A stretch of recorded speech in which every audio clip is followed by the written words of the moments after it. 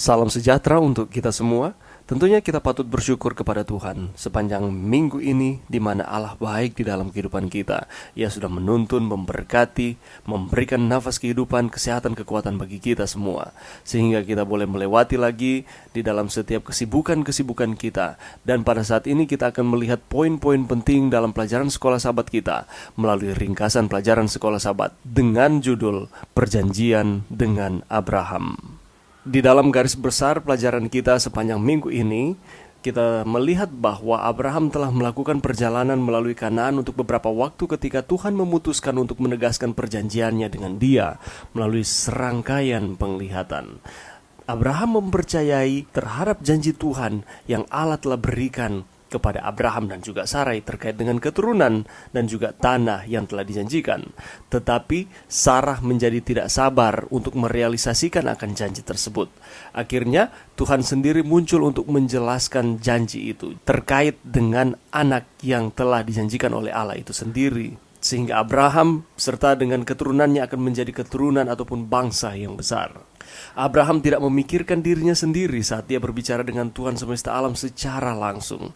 Sebaliknya dia mengantarai beberapa orang benar di Sodom. Ini terkait dengan peristiwa ketika Allah mau memusnahkan akan Sodom dan Gomora dan terjadi tawar-menawar di sana.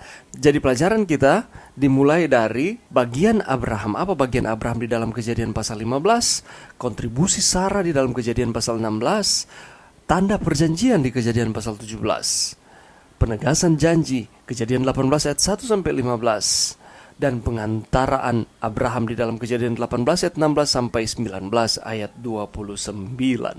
Mari kita melihat di dalam Kejadian 15 ayat 6. Lalu percayalah Abraham kepada Tuhan, maka Tuhan memperhitungkan hal itu kepadanya sebagai kebenaran. Abraham kembali menyampaikan keraguannya tentang keturunan yang dijanjikan ketika dia bertemu dengan Tuhan. Di dalam Kejadian pasal 15 ayat 2, bahwa Tuhan telah berjanji bahwa Abraham dan Sarah akan memiliki keturunan dan dari garis keturunan mereka, sehingga penggenapan Kejadian pasal 3 ayat 15 itu akan terrealisasi. Tetapi sampai pada peristiwa ketika ini diceritakan, Abraham dan Sarah belum memiliki seorang anak, sehingga Abraham sudah mulai khawatir oleh karena usia mereka tidak muda lagi. Tetapi Abraham memutuskan untuk terus percaya kepada Tuhan. Kemudian perjanjian itu diteguhkan di dalam Kejadian pasal 15 ayat 9 sampai 18. Yang terjadi pada waktu itu adalah Tuhan mengatur upacara pengorbanan untuk dilakukan oleh Abraham. Pada dasarnya korban menunjuk pada kematian Kristus untuk dosa-dosa kita. Itulah sebabnya hewan harus dikorbankan, dan itu melambangkan Kristus mati untuk dosa-dosa kita. Ada burung-burung buas hingga pada daging-daging hewan korban tersebut. Itu artinya bahwa keturunan Abraham akan mengalami perbudakan untuk jangka waktu 400 tahun atau 4 generasi. Ini diakibatkan oleh karena bangsa ini terus melawan akan kehendak Tuhan dan tidak mau mengikuti akan instruksi yang Tuhan berikan bagi mereka. Ada obor yang menyala di dalam ayatnya yang ke-17. Itu berarti bahwa Tuhan berkomitmen untuk memenuhi janjinya baik kepada Abraham dan Sarah dan juga kepada bangsa yang telah dijanjikan, bahwa Allah tidak akan pernah meninggalkan, Allah akan terus bersama-sama dengan mereka. Dan batas-batas tanah perjanjian ditetapkan di dalam ayat yang ke-18, dan itu memiliki arti kembali ke Eden.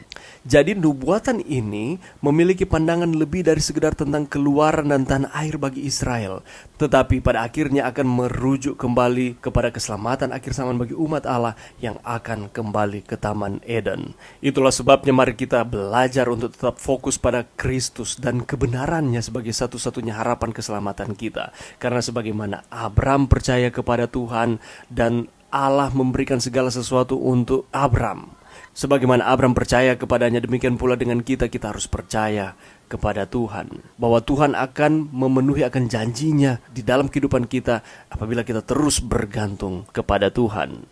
Kalau kita melihat di dalam Kejadian pasal 15, bahwa Allah telah memberikan janji bahwa akan ada anak yang akan diberikan kepada Abraham dan juga Sarah. Tetapi kalau kita lihat di dalam Kejadian pasal 16, di sana muncul cerita bahwa Sarah mulai meragukan akan janji tersebut. Berkatalah Sarai kepada Abram, "Engkau tahu Tuhan tidak memberi aku melahirkan anak. Karena itu baiklah hampiri hambaku itu. Mungkin oleh dialah aku dapat memperoleh seorang anak." Dan Abram mendengarkan perkataan Sarai. Kalau kita melihat di dalam Kejadian pasal 15, bahwa Tuhan telah berjanji bahwa Tuhan tidak akan membiarkan Abram dan Sarai, tetapi mereka akan diberikan seorang anak. Tetapi ironisnya di dalam Kejadian pasal 16, Sarai mulai meragukan akan janji Tuhan tersebut, dan pada akhirnya ia memberikan masukan kepada Abram untuk mendekati akan pembantu mereka supaya mereka dapat memperoleh keturunan. Dan Abram mendengarkan perkataan Sarai. Dengan kata lain, dia juga mulai meragukan janji yang Tuhan sudah berikan kepada mereka. Setelah menunggu selama 10 tahun, Sarai kehilangan semua harapan untuk menjadi ibu dari keturunan tersebut. Dia mengusulkan cara lain, ibu pengganti. Dan sepertinya cara berpikir ini masuk akal dibandingkan dengan iman kepada Tuhan. Sarai ragu dan bertindak melawan kehendak Tuhan, seperti yang dilakukan oleh Hawa. Abram berkompromi dan mengikutinya, seperti yang dilakukan oleh Adam. Ironisnya, ini sama seperti dengan tindakan ketika Hawa mengusulkan Adam untuk memakan buah pengetahuan yang baik dan yang jahat. Mereka berpikir dengan cara berpikir mereka sendiri, terlepas daripada Tuhan, maka segala sesuatu akan berjalan dengan baik. Tetapi sayang sekali, pada akhirnya segala sesuatu berlawanan dengan rencana Tuhan. Itu juga yang dilakukan oleh Sarai kepada Abram. Dan sayangnya Abram mengikuti nasihat dari Sarai. Dia melupakan janji yang Tuhan sudah berikan di dalam Kejadian pasal 15.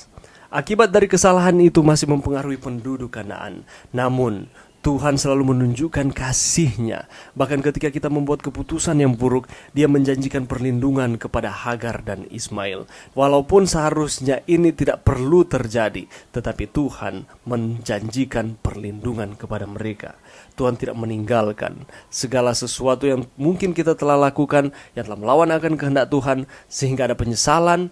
Tetapi ketika kita datang dan meminta ampun kepada Tuhan, bahwa Tuhan akan merencanakan yang terbaik di dalam setiap kehidupan kita. Allah merancangkan yang terbaik di dalam kehidupan manusia, tetapi seringkali kita manusia hanya mau mengandalkan cara pandang kita terlepas dari tuntunan Tuhan. Mari kita belajar untuk terus mengikuti instruksi Tuhan dengan cara mari kita berkomunikasi dengan Dia lewat doa dan mengetahui akan kehendak-Nya lewat mempelajari akan firman-Nya. Sudahkah kita mempelajari akan firman Tuhan setiap hari di dalam kehidupan kita? Kurangnya iman Abram, seperti terlihat dalam cerita sebelumnya di dalam Kejadian pasal 16, memutuskan hubungan spiritual antara Abram dengan Tuhan. Selama waktu itu Tuhan diam. Tetapi pada akhirnya Tuhan berbicara lagi kepada Abram. Tuhan mau supaya ada rekonsiliasi kembali antara Abram dan Allah itu sendiri dengan membawanya kembali ke titik ketika Allah membuat perjanjian dengannya. Allah mengingatkan kembali perjanjian yang Ia telah buat dengan Abram di dalam Kejadian pasal 15. Tetapi pada saat ini Tuhan memberikan tanda perjanjian, yakni sunat. Kejadian 17 ayat 11, haruslah dikerat kulit katanmu, dan itulah akan menjadi tanda perjanjian antara aku dan kamu. Tuhan tetap diam selama lebih dari 10 tahun. Kemudian Dia menjelaskan syarat-syarat perjanjian. Dia mulai dengan membuat tanda. Musa, Yeremia, dan Paulus memahami tanda ini sebagai sesuatu yang lebih dari sekedar tindakan fisik. Bukan hanya melakukan suatu tindakan fisik dengan cara disunat, tetapi ini ada maksud yang lebih daripada itu. Menandakan bahwa mereka ini adalah umat-umat Tuhan. Perjanjian itu melampaui keturunan fisik Abraham. Ini tentang pekerjaan keturunan Mesias. Pengorbanan Yesus membawa hidup yang kekal bagi semua orang yang menerimanya dengan iman. Sunat adalah tanda hubungan perjanjian yang Allah telah adakan dengan Abraham. Itu merupakan pengingat bahwa rencana terbaik manusia tidak pernah bisa mencapai apa yang telah Allah janjikan. Sunat lahiriah itu harus menjadi simbol sunat hati. Ini adalah lambang melepaskan keyakinan pada diri kita sendiri dan sebagai gantinya bergantung dengan setia kepada Tuhan. Namun, pada zaman Paulus, sunat telah menjadi tanda utama untuk identitas nasional dan agama. Bukan lagi seperti tujuan semula untuk apa tanda itu diberikan. Dan sebagian besar dari orang-orang di zaman Paulus meyakini bahwa sunat adalah syarat utama untuk menuju keselamatan. Dan ini bukanlah seperti dengan apa yang telah dibuat oleh Allah ketika mengadakan perjanjian dengan Abraham. Itulah sebabnya masalah sebenarnya bukanlah soal sunat ini, tetapi soal keselamatan. Yang menyelamatkan kita bukan usaha-usaha kita, tetapi yang menyelamatkan kita adalah Allah melalui anaknya Yesus yang telah mati bagi kita. Dan pada akhirnya ketika Allah membuat tanda perjanjian antara Allah itu sendiri dengan Abram, nama Abram dan Sarai diubah untuk mencerminkan akan janji ini. Abram yang tadinya adalah ayah yang mulia diubah menjadi Abraham, bapak banyak bangsa. Dan Sarai yang artinya putri saya diubah menjadi Sarah atau putri untuk semua orang. Dan ini merupakan janji masa depan yang kekal yang tertuang di dalam pergantian nama antara Abram dan Sarai ini. Kalau kita membaca di dalam Kejadian 18 ayat 14, di sana dikatakan bahwa adakah sesuatu apapun yang mustahil untuk Tuhan? Pada waktu yang telah ditetapkan itu, tahun depan aku akan kembali mendapatkan engkau. Pada waktu itulah Sarah mempunyai seorang anak laki-laki. Abraham bingung, Sarah berusia 90 tahun, bagaimana dia dapat melahirkan seorang anak? Itulah sebabnya Abraham tertawa, dan ini dicatat di dalam Kejadian 17 ayat 17. Tuhan memutuskan untuk membicarakan hal ini dengan mereka. Dia datang ke hadapan Abraham dalam bentuk manusia bersama dengan 2 malaikat.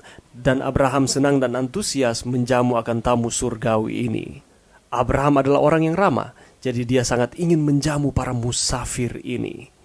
Tuhan sendiri berbicara tentang janji itu, dan Sarah mendengar dia. Sarah juga tertawa di dalam Kejadian 18 ayat 12. Dan janji Tuhan itu pasti, dan pada akhirnya Sarah percaya. Akhirnya Tuhan juga tertawa dengan anak iman ini, yakni Ishak, berarti dia akan tertawa.